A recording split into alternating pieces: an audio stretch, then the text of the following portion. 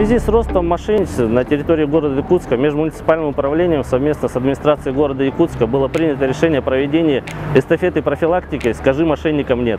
И сегодня мы постараемся граждан предупредить, чтобы они не попались на эти мошенничества. На территории, например, 4-го отдела за полугодие совершено 116 таких преступлений. По статистике, если взять, там примерно ущерб составляет более 3 миллионов, которые граждане понесли.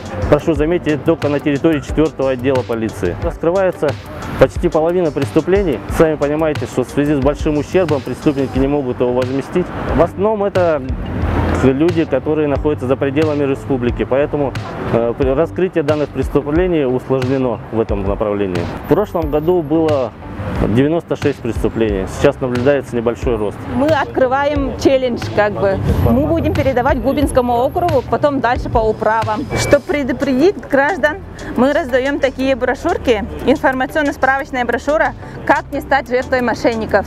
И тут краткая инструкция, как не попасться, потому что участились случаи, особенно вот у пожилых людей, да, пенсионеров, им звонят и представляется банк, сотрудниками банка, чтобы уберечь их от мошенничества.